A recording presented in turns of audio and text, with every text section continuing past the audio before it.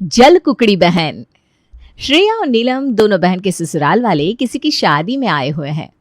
Aunty जी नमस्ते, कैसी हैं आप? हाँ बेटा ठीक हूँ, और तुम बताओ तुम कैसी हो? आंटी जी मैं भी बहुत बढ़िया हूँ। जीजू बहुत बिजी रहते हैं ना आप तो? हाँ साली जी क्या करे, मेरा काम ही ऐसा है कि फुर्सत नहीं मिलती। अरे तुम्हारी बहन भी बस मुझसे यही शिकायत करती रहती है कि मैं उसे समय नहीं देता। नहीं तो क्या श्रेया, पूछ मत, इनके पास ना बिल्कुल टाइम नहीं रहता। लेकिन ये है कि महीने में 4-5 दिन की छुट्टी ये खुद ही ले लेते हैं और हमारी सारी शिकायत दूर कर देते हैं। हाँ भाई, अपने फैमिली को भी टाइम देना चाहिए। हाँ, अच्छा चलिए अब हम सब खाना खा लेते हैं, टाइम काफ़ी हो गया है। जी बिल्कुल। इसके बाद दोनों बहनों के परिवार वाले खाना खाने लगते हैं। तभी श्रेया के पास उसकी कुछ सहेलियां आती हैं। अरे श्रेया तो कहाँ थी, तब से हम तुझे ढूंढ रहे हैं। अरे यार, जब से मेरी शादी हुई है ना तब से मेरे ऊपर बहुत सारी जिम्मेदारियां आ गई हैं। सासू माँ और ससुर जी भी आए ना, अगर मैं उन्हें छोड़कर इधर उधर चली जाती तो दोनों मुझे लंबा लेक्चर देते। हाँ यार वो तो है। अच्छा हुआ कि हम लोग सब अभी भी अनमैरिड है। भाई हम दोनों तो देर से शादी करेंगे, क्यों नहीं ना? हाँ यार, मैं तो अभी 3-4 साल और लूँगी।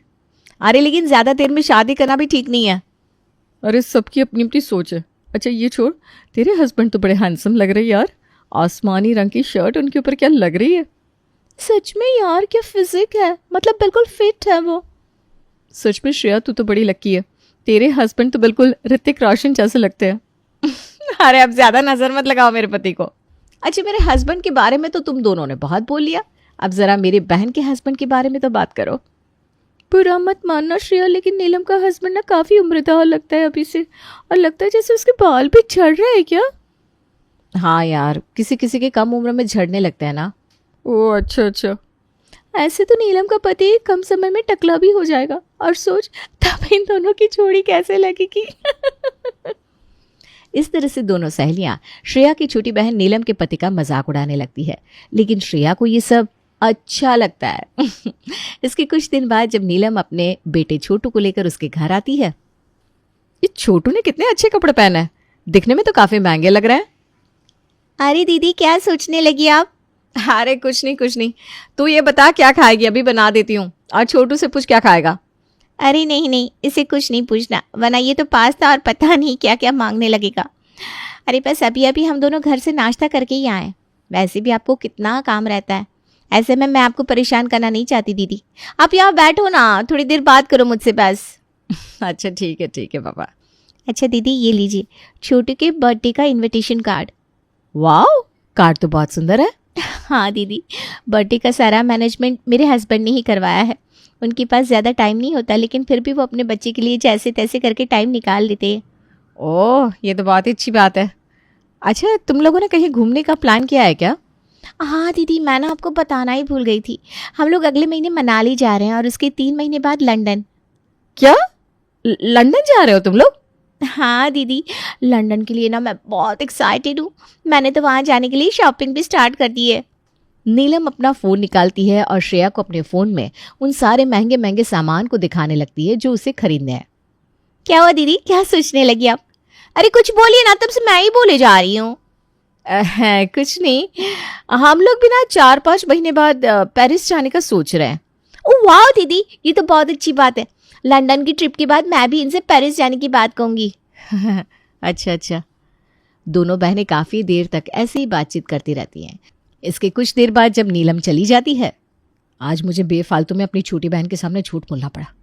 अरे मेरे ससुराल वाले पेरिस तो छोड़ो, हिमाचल प्रदेश भी घुमाने ना ले जाए। लेकिन मैं भी श्रेया हूँ, आज ही अपने पति से बोलती हूँ कि मुझे भी पेरिस ले ही जाए। शाम के समय जब श्रेया का पति घर आता है तो श्रेया अपने पति से पेरिस ट्रिप के लिए कहती है। श्रेया तुम पागल हो गई हो क्या? तुम्हें पता है ना इस महीने बहुत खर्चा हो गया घर में, इसलिए मैं तुम्हें पेरिस तो छोड़ो नैनीताल भी नहीं ले जा पाऊंगा। अरे एक बार कोशिश तो करिए, हो सकता है कहीं से पैसों का इंतजाम हो जाए। देखो श्रेया, अब तुम अपनी बेतों की बातें बंद करो। वैसे भी आज का दिन ऑफिस में बिल्कुल भी अच्छा नहीं गया। अरे ऐसा कोई दिन होता है जिस दिन मैंने आपसे कुछ कहा हो और आपने उस बात के लिए हाँ कहा हो? श्रेया, अगर तुम एक समझदार पत्नी होती ना तो अभी तुम मुझसे ऐसे बहस नहीं कर रही होती। समझदार पत्नी, अच्छी पत्नी, बस यही बनकर तो रह गई हूं मैं। अब मैं अपने अरमानों को और नहीं दबा कर रख सकती। मुझे नहीं पता, आप जैसे भी करके पेरिस की टिकट करवाइए। अच्छा ठीक है श्रेया, मान लो अगर मैंने कहीं से पैसों का बंदोबस्त करके पेरिस की टिकट बुक करवा भी थी तो ये बताओ वहां पहुंचकर हम दोनों करेंगे क्या? तब हमारे पास ना पैसे होंगे ना कुछ, हम लोग वहां कहाँ रहेंगे, खाएंगे क्या? आपकी ना बस यही कमी है, आप ना कुछ करने से पहले ही हार मान जाते। ऐसे तो हम लोग कभी भी आगे नहीं बढ़ सकते। देखो श्रेया, मेरे सर में ना बहुत दर्द हो रहा है, इसलिए प्लीज मुझे अब आराम करने दो। हाँ हाँ, जाओ जाओ, आराम करो। दिन गुजरते रहते हैं। श्रेया धीरे धीरे अपनी बहन नीलम को कॉपी करना भी शुरू कर देती है। और इसी बीच एक दिन श्रेया जब बाजार से घर वापस लौटती है, माँ जी ये लीजिए आपके लिए नई चादर और ये रुमाल। आपको रुमाल चाहिए था ना? लगता है अपने पति की पूरी तनख्वाह उड़ा कर आई हो तुम। अरे माँ जी, एक तो मैं आपके लिए इतना सारा सामान लेकर आई, ऊपर से आप मुझे ही सुना रही हैं। और हाँ, मेरे पति की तनख्वाह इतनी भी कम नहीं है कि सिर्फ इतना सामान खरीदने से खत्म हो जाएगी। अरे सब पता है मुझे, और ये भी पता है कि तू अपने पति की तनख्वाह 11-12 तारीख को ही खत्म कर देती है। सासू माँ, आपकी इतनी तबीयत खराब रहती है और ऐसे में आप इन सब बातों पर ध्यान लगाकर अपने दिमाग पर और प्रेशर डालती है। तो ऐसे कैसे आपकी तबीयत ठीक रहेगी? आप ना टेंशन फ्री रहा करिए और हम दोनों के मामले से दूर रहा करिए। तुम दोनों के मामले से दूर कैसे रहूं? रहती तो इसी घर में हूं ना मैं। तो आप क्या चाहती हैं, मैं अपने पति के पैसों का इस्तेमाल भी ना करूं? अरे तू इस्तेमाल नहीं करेगी ना तो ही अच्छा रहेगा। आजकल तेरी वजह से मेरा बेटा कितने टेंशन में रहने लगा है। अरे कोई टेंशन वेंशन में नहीं रहते वो, उल्टा वो आपकी बातों को सुनकर टेंशन लेते, क्योंकि आप दिन भर कान जो भरती रहती है उनके। उसे कान भरना नहीं कहते, उसे सच्चाई बताना कहते हैं। हाँ, जैसे आप तो कोई सच्चाई की मूर्त है ना। और ये दिन भर मैं आपकी और ससुर जी की सेवा करती हूँ, घर का पूरा काम करती हूँ और तो और बाहर का काम भी संभालती हूँ, लेकिन वो आपको नहीं दिखाई देता। लेकिन अगर बस मैंने थोड़ी सी शॉपिंग कर ली तो आपको बराबर दिखाई देगा। माँ जी, कृपया कृपया आप अपने काम से काम रखिए और मेरे मामलों में दखलंदाजी करना बंद करिए। बदतमीज कहीं की। श्रेया कमरे के अंदर चली जाती है। शाम के समय श्रेया का पति घर आता है तो श्रेया की सासू माँ उसके पति के कान भरती है। श्रेया, तुमने मेरी माँ को ऐसा क्या कह दिया कि उनकी आंखों से आंसू रुक ही नहीं रहे? अरे मैंने तो ऐसा कुछ भी नहीं कहा, उल्टा पता नहीं वो मुझे क्या क्या सुनाए जा रही थी। देखो श्रेया, मैं मानता हूं कि मेरी मम्मी थोड़ी बड़बोली है, लेकिन वो तुम्हारी सासू माँ है और एक बहू होने के नाते तुम्हारा फर्ज है कि तुम अपनी सासू माँ की बात सुनो। वो तुमसे उम्र में कितनी बड़ी है और तुम उनसे जुबान लड़ाती हो।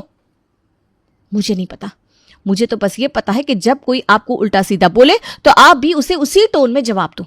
अब मुझसे कोई बदतमीजी करेगा तो फिर मैं उम्र नहीं देखती। श्रेया तुम। अच्छा ठीक है, मुझे बहुत भूख लग रही है, आपको खाना खाना है तो आइए, वरना मैं अकेले खाने जा रही हूँ। इतना कहकर श्रेया किचन में चली जाती है। करीब 4-5 दिन बाद। श्रेया, तुमने ऑनलाइन इतने सारे कपड़े मंगवाए? हाँ और क्या, अरे मेरी बेटी का जन्मदिन आने वाला है भाई, बस उसी की तैयारियां कर रही हूँ। और इसमें सिर्फ मेरे कपड़े नहीं है, इसमें आपके, सासू माँ के और ससुर जी के भी कपड़े हैं। लेकिन ये सारे कपड़े पूरे 15,000 के हैं। हाँ तो क्या हो गया, अरे हमारी बेटी का जन्मदिन हर दिन आता है क्या? साल में एक बार तो आता है। अगर उसे भी अच्छे से ना मनाया तो फिर हमारे माता पिता होने का क्या फायदा? आप ना ये सब बोलकर हमारे एक्साइटमेंट को कम मत करिए, जाइए आप। अरे लेकिन अब ना आप मेरा मुंह मत खुलवाइए। एक तो आप मुझे ना शिमला लेकर गए, ना नैनीताल लेकर गए, और पेरिस की तो बात ही छोड़ो। आपको पता है नीलम का पति उसे कहाँ कहाँ घुमाने ले जाता है, और तो और दोनों हर महीने महंगे महंगे रेस्टोरेंट में खाना खाते हैं, महंगे महंगे कपड़े पहनते हैं, और जब देखो हर ओकेजन में बड़ी बड़ी पार्टी करते रहते हैं।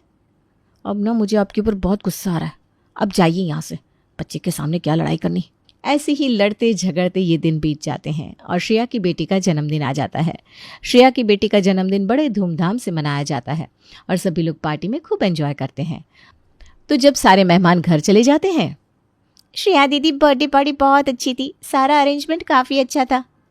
हाँ नीलम, थैंक यू, सोच रही हूँ अगली बार इससे भी अच्छा और बर्थडे करूँ। अच्छा दीदी। तभी दोनों बहनों की माँ आती है। श्रेया ये ले अंगूठी तेरे लिए, और नीलम ये वाली अंगूठी तेरे लिए। माँ, मेरी वाली अंगूठी इतनी छोटी क्यों है? बेटा इसलिए क्योंकि मैंने अभी तुम्हारी बेटी के जन्मदिन में 11,000 का तोहफा दिया है ना। अरे माँ, तो क्या हो गया? क्या आपको नहीं पता कि नीलम के ससुराल वाले कितने अमीर हैं? इनके पास भला किस चीज़ की कमी है? दीदी आपको ये अंगूठी चाहिए तो आप रख लीजिए। अरे नहीं नहीं नीलम। हाँ हाँ, दिखाओ ना अपनी छोटी बेटी से और प्यार। अरे सारा प्यार तो बस इसी पर आता है आपको माँ। श्रेया तुम्हारी बस यही गंदी आदत है, तुम अपनी छोटी बहन से इतना जलन करती हो। अरे अब तुम दोनों की शादी हो गई है, अलग अलग घर में रहती हो, अब तो कम से कम मिलकर रहा करो। माँ मैं तो हमेशा दीदी से मिलकर रहना चाहती हूँ, लेकिन दीदी है कुछ ना कुछ ऐसा बोल देती है कि सब गड़बड़ हो जाता है। हाँ हाँ ठीक है, सबकी नजर में मैं ही विलन हूं ना। मेरी जिंदगी बर्बाद हो गई है। मेरे ख्याल से तुम्हारी जिंदगी हम लोगों ने खराब की होगी, क्या? सासू माँ, हाँ, मैं इतना चीख चीख कर बात करोगी तो कौन नहीं सुनेगा। सच में श्रेया का ऐसा बिहेवियर तो मैंने कभी नहीं देखा था। अरे नहीं नहीं समधन जी, ऐसी कोई बात नहीं है। वो बस मैंने इसे थोड़ा बहुत बोल दिया ना तो गुस्सा हो रही है। बचपन से ही थोड़ी गुस्सैल है, लेकिन दिल की बहुत अच्छी है। अरे शिखा जी, अब आप ना अपनी बड़ी बेटी के किए पर पर्दा मत डालिए। मुझे इसके साथ रहते हुए 3 साल हो गए। अब तो मैं इसकी नस नस से वाकिफ हो गई हूँ। Shreya, very bad behaviour. अरे मम्मी जी, ऐसी कोई बात नहीं है। नहीं बहू, ऐसी ही बात है। मैंने अपने कानों से सुना और देखा भी। श्रेया अपनी माँ से कैसे बोल रही थी, और तुमसे भी। अरे चुप हो जाइए आप तीनों। हाँ, मैं गुस्से में थी, अपनी माँ से बहस कर रही थी, अपनी बहन से भी बहस कर रही थी। तो आप दोनों को हमारे बीच में आने की कोई जरूरत नहीं है। ये हम तीनों का मामला है और हम तीनों सुलझा लेंगे। आप तीनों आकर पंचायत मत करो यहाँ। ओह माय गॉड नीलम बहू, तुम्हारी बहन कैसे बात कर रही है हमसे? समधन जी माफ कर दीजिए, बच्ची है। No never. चलिए कल्पना जी यहाँ से। इसके कुछ दिन बाद जब नीलम की सासू माँ श्रेया के ससुराल आती है। अच्छा मंदिरा जी, आप कभी क्रूज पर चढ़ी हैं? ओह माय गॉड, मुझे ना समंदर बहुत पसंद है और मुझे क्रूज पर जाना भी बहुत पसंद है। वहाँ मेरे देवर की बेटी की शादी भी हुई थी। ये क्या होता है? ये ना 1 नंबर के गंवार है मेरी सास। जब कल्पना देवी चली जाती हैं, माँ जी, नीलम की सास इतने महंगे महंगे रेस्टोरेंट में जाती है, इतने महंगे महंगे कपड़े पहनती है। कभी आपको नहीं लगता कि आप भी कभी महंगे वाले रेस्टोरेंट में जाए, अच्छे वाले कपड़े पहने? नहीं, क्योंकि सबकी अपनी अपनी अलग जिंदगी होती है। अरे नीलम की सास के पास पैसा है तो वो ये सब कर सकती है। अब हम जैसे लोग कहाँ कर पाएंगे ये सब? अरे क्यों नहीं कर सकते? आजकल तो बड़ी आसानी से लोन भी मिल जाता है माँ जी। अच्छा माँ जी देखिए, अगर आप चाहेंगी ना तो हम लोग लोन लेके जर्मनी जा सकते हैं घूमने। लोन? पागल है क्या? देख बहू, अब ना तेरा पागलपन बहुत ज्यादा बढ़ रहा है। तू मेरे बेटे को लोन में डुबाना चाहती है? आपकी सोच ना हमेशा मिडिल क्लास रहेगी। और आज भी श्रेया अपनी सासू माँ से लड़ने लगती है। माँ, आपने मेरी शादी इतने गरीब घर में क्यों करवाई? नीलम की शादी तो आपने इतने अमीर घर में करवा दी। मेरे बारे में कुछ नहीं सोचा आपने? देख बेटी, ऐसा कुछ नहीं है, सब भाग्य का खेल होता है। और ऐसा तो नहीं है कि हमने तेरे हाथ पैर बांध कर शेखर जी से शादी करवाई थी। माँ बाप ना बात को घुमाओ मत। आप बचपन से ही नीलम को ज्यादा प्यार करती थी और मुझे कम। देख श्रेया, तूने उस दिन अपने ससुराल वालों के सामने और नीलम के ससुराल वालों के सामने कितना ड्रामा कर दिया था, लेकिन तब मैंने कुछ नहीं बोला। पर ये बता, तुझे आजकल हो क्या गया है? अगर मैं कोई भी सामान तेरी छोटी बहन को देने लगती हूँ तो तू मना कर देती है और खुद मांग लेती है।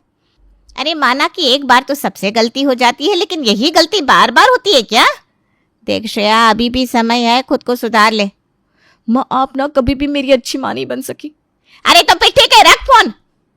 श्रेया आज अपनी माँ को न जाने क्या क्या बोल देती है, जिससे उसकी माँ को बहुत बुरा लगता है। वहीं इसके तुरंत बाद श्रेया अपनी बहन नीलम को फ़ोन लगाती है। क्या बात है? आजकल बड़ा सोशल मीडिया यूज़ करने लगी हो। अपने हस्बैंड के साथ, अपनी सासू माँ के साथ खूब फोटो डालती हो। ये सब तो मुझे जलाने के लिए करती हो ना? सच बताओ दीदी, तो ना तो मुझे आपको जलाने के लिए कुछ करने की कभी ज़रूरत पड़ी, ना मैंने कभी कुछ किया। आप तो अपने मन में ही मनगढ़ंत बातें बना बनाकर खुद ही मुझको अपना दुश्मन समझ बैठी हो। अब तो मुझे शर्म आती है अपू दीदी बोलते हुए। तुझे ना छोड़ूंगी नहीं मैं।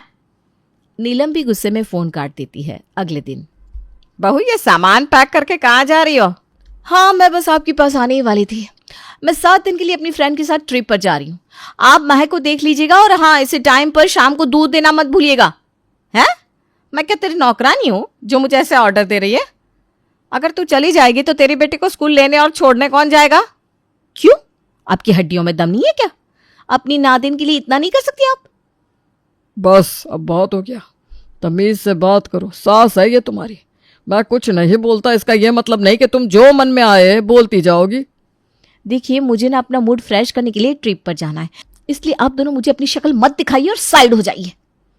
अब मैं भी देखती हूँ तू कैसे जाती है बाहर। अरे हटिए सामने से। मम्मा रुको ना मम्मा। बहू, दोनों सास बहू भिड़ जाती है। श्रेया दरवाजे से बाहर जाने की कोशिश करती है, उसकी सास मंदिरा देवी उसे रोकने लगती है। तभी श्रेया को बहुत गुस्सा आता है और वो अपनी सास को धक्का दे देती है। वो तो अच्छा होता है कि शेखर सही समय पर आ जाता है और अपनी माँ को पकड़ लेता है। श्रेया, मैं तुमसे प्यार करता हूं, इसलिए मैंने तुम्हारी सारी गलतियों को नजरअंदाज किया, लेकिन अब और नहीं। अब भी क्या, अभी निकल जाओ मेरे घर से।